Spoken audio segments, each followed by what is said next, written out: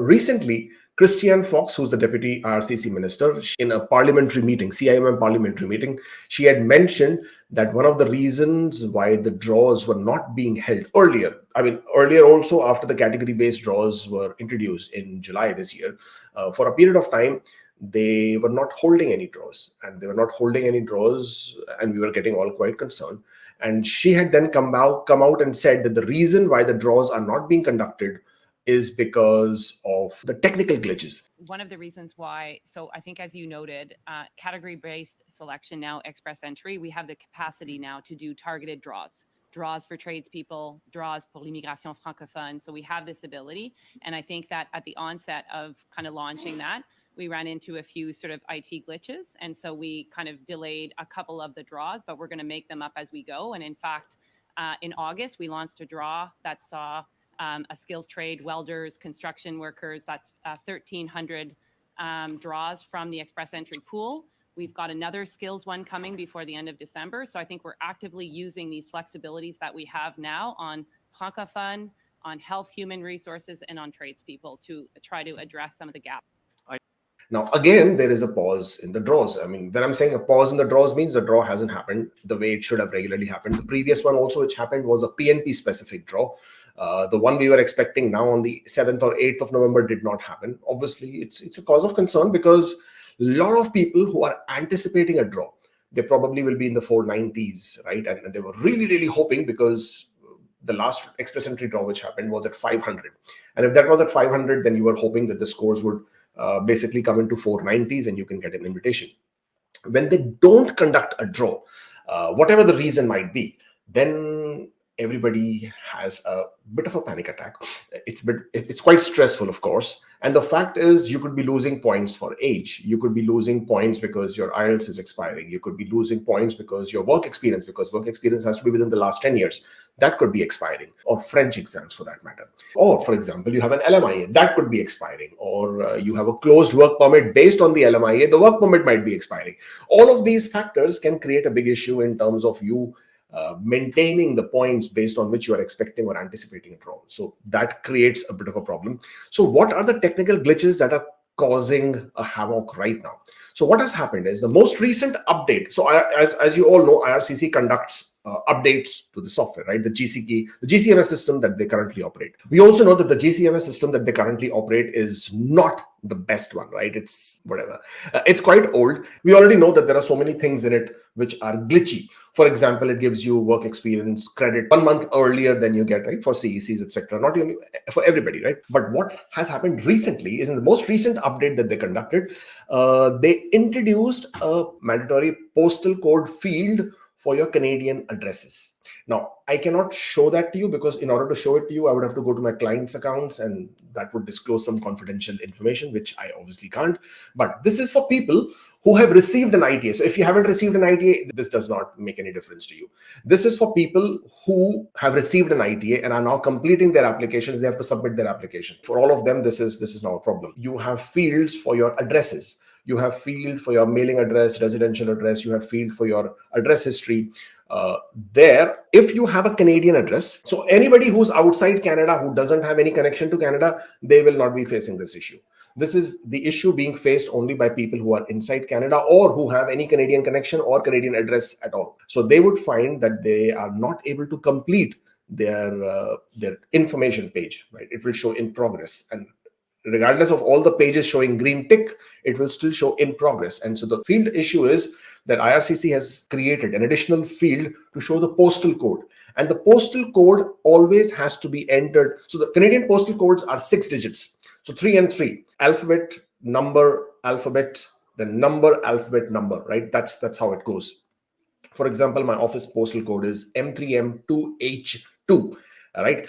And there is a space between the first 3 and the last 3. So there you have to also put a space there. So this is the field, this is a requirement. This is what that has been made a mandatory requirement now. So you will see that field, you have to enter the postal code and you should be fine.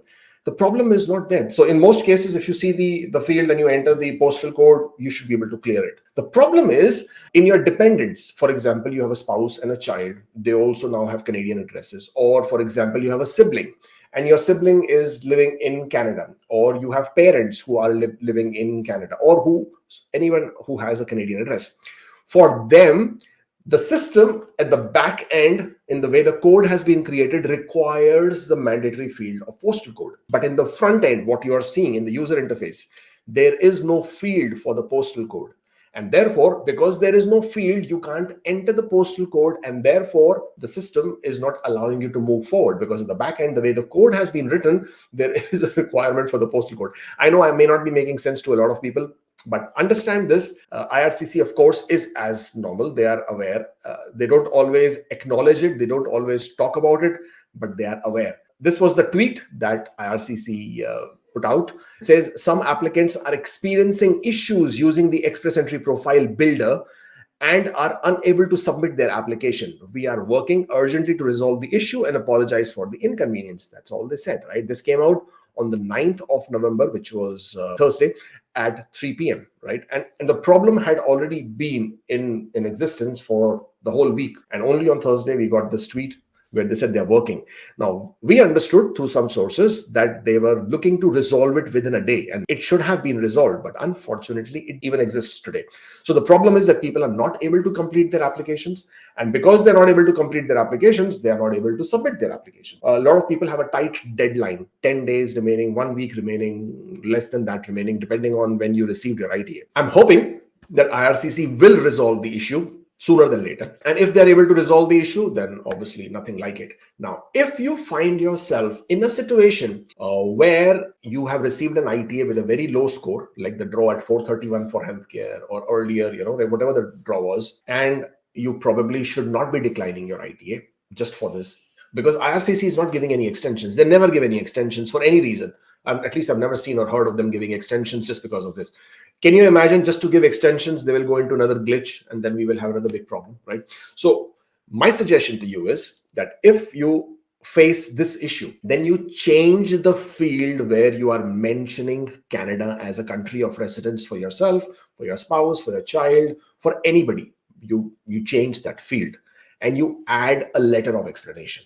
At least that's what I have done for a couple of applications that I had to submit. Of course, with the consent of the applicant and the client, because we had no other option. We had no other choice. We had to do it. You can take a screenshot of IRCC's tweet and add that because of these technical issues, and because you have raised a technical web form, you already raised a web form informing IRCC you are not able to complete your application. You've done all the necessary steps. You've already taken the necessary steps. In spite of all of this, you are unable to complete your application. Only then you have made this change, because otherwise you're not able to complete your application. And you will provide the letter of explanation, and you will provide that the actual country of residence is Canada. But because the system is not allowing you to proceed further, therefore you have changed the country of residence. And this is the reason, and this is what you have done. This is how you have done it. Because you have explained, because you have actually mentioned. So the Federal Court of Canada also says always that as long as you have included the correct information in any part of the application, then you should be fine. So therefore, the letter of explanation will help you get through. However, do not be in a rush to do this, because it is my understanding, and I obviously anticipate this as well, that IRCC should resolve this issue. I'm sure they're working on it frantically. So don't be in a rush to provide a letter of explanation, etc. But don't wait till the very last day either. Maybe a day before, go ahead and do it if you have to. But this is the only thing that you can work with, or you can do at this point of time in your application. Once they resolve the technical issues, they will start conducting the express entry draws again. And once they start conducting the draws again, the regular draws, they will make up for it by conducting probably a back-to-back draw, or by conducting a high number of invitation draws, or issuing more, consecutive draws if they have to. Probably what they did in March, right? They did 21,000 invitations in a span of 2 weeks. Now, also keep in mind that they are restricted with the number of ITAs per year. There is a quota at the end of the day, which is linked to the PR quotas or the PR numbers that they are looking to invite each year. In my opinion, the number of ITAs that are being issued are already exceeding as to what they should have issued for this year, or they could have issued for this year, bearing in mind the number of PR immigrants, or rather the PR quotas that are available for 2023 and 2024. As it is, all the ITAs that are being issued from August, September onwards are primarily towards the PR quota of 2024. primarily. Okay, keeping in mind that it takes about 6 months is the standard processing time. So on an average, most of the applications are being processed between 4 to 6 months anyways, right? So keeping that in mind, bearing that in mind, even if you get an ITA, you have 60 days to complete your application, then you complete your application, then you have the R10 stage, which can take 30 to 45 days. And that is when the application process gets started.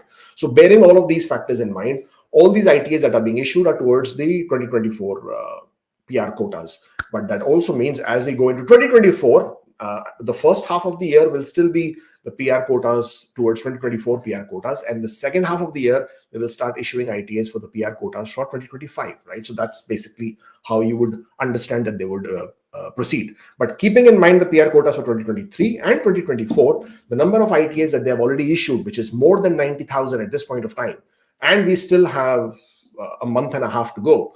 In my opinion, at least the number of invitations are already exceeding. But the fact is that they did not conduct the draws and they have to conduct some draws. And so hopefully they will play a bit of a catch up and they will make up for these missed draws and issue some big number invitations or back-to-back invitations, which will then give an advantage in two ways. Okay. And let me tell you how the advantage is. One, if they issue a back-to-back draw or they issue a consecutive draw kind of a thing, then a lot of people in 490s have an advantage. But also at this point of time, we do not know what is the pool breakdown. The last pool breakdown we have is after the PNP draw, which happened, and we do not have the last 2 weeks data. So we don't really know how many people are there in the pool with the PNPs or nominations or above 500s. But hoping that they will be making up for the draws that were not conducted. And if they issue a big size chunk, let's say 4,000, 5,000 kind of one draw, and then again following week another 4,000, 5,000 kind of, there's no harm in hoping and expecting.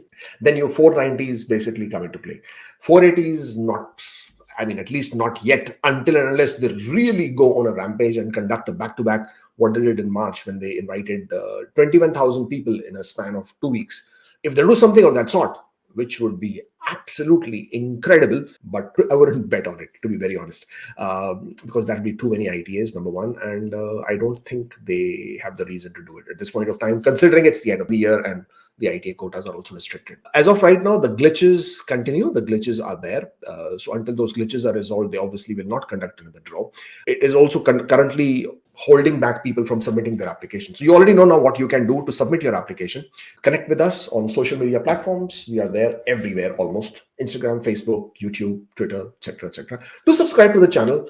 I would really appreciate it. The numbers are a small motivation to see if they go up, and we really like to see that. And at least we are reaching out to more and more people. That is always a good sign. And be safe. Yeah. Take care.